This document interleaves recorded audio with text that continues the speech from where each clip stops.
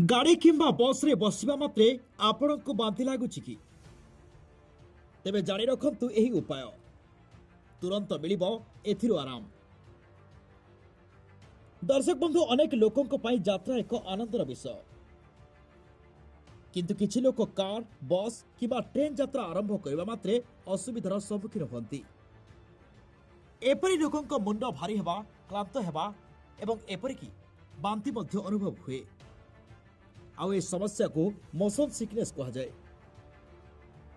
आज द्रुत गतिर जीवन में यह समस्या क्रमशः साधारण हो गलानी।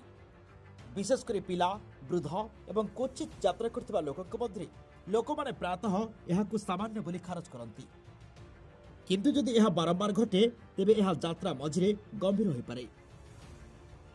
तथापि सठिक सूचना एवं किछि सरल अभ्यास सहित यह समस्या को अनेकांश एड़ा जाय परिबो। तेबे जानिबा मोशन सिकनेस कहीं हुए।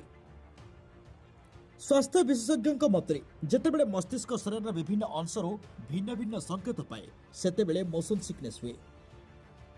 उदाहरण स्वरूप आपणक आखि गाड़ी भितरे स्थिर जिनिस देखुते पारे, किंतु आपणक कान एवं शरीर गाड़ीर गति को अनुभव करी मस्तिष्क को संकेत पठाउଥାଏ।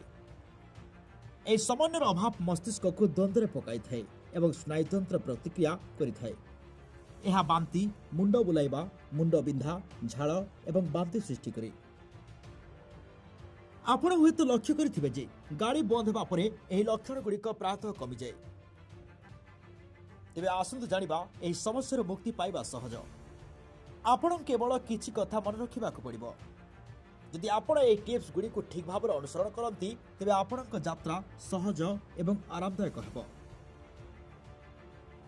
यात्रा करबा समय सामने थिबा दूर एवं स्थिर किछि उपरे आपणक नजर रखंतु। यात्रा समय मोबाइल, पुस्तक किबा लैपटॉप देखिबारु दूरे रुहंतु। आसन दृढ़ भाव में बसंतु एवं तुमर मुंड को अधिक हलैबाकु दियंतु नहीं। तीव्र गंध, धूमपान, मद्यपान एवं अत्यधिक मसलायुक्त किंबा तैलयुक्त खाद्य ठुर दूरे रुहंतु। यात्रा करने पूर्व हालुका खाद्य खातु एवं पेट को संपूर्ण खाली रखंतु नहीं। अदा सेवन करंतु, जेपरिक अदा बटिका, कैंडी किंबा अदा चा। पार्टी च्युइंगम किंबा टॉफी रखिबा द्वारा बांति मध्य अनुभव कमी पारे। यदि समस्या गंभीर तेबे आपण डाक्टर परामर्श अनुसार औषध खाई परिबे। आज द्रुत गतिर जीवन में यह समस्या क्रमशः साधारण हो गलानी।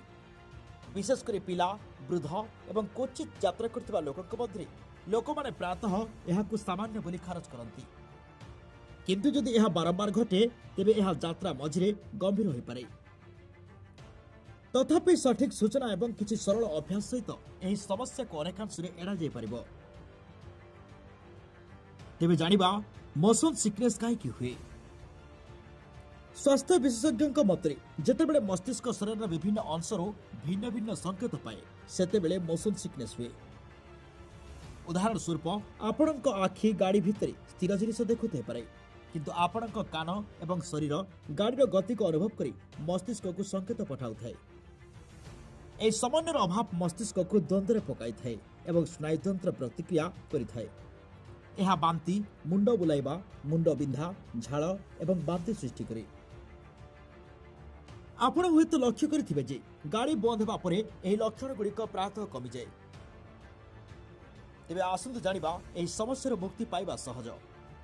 आपण केवल किछि कथा मन रखिबाक पड़िबो। यदि आपण एही टिप्स गुड़िक ठीक भाव अनुसरण करंती तेबे आपणक यात्रा सहज एवं आरामदायक हेबो।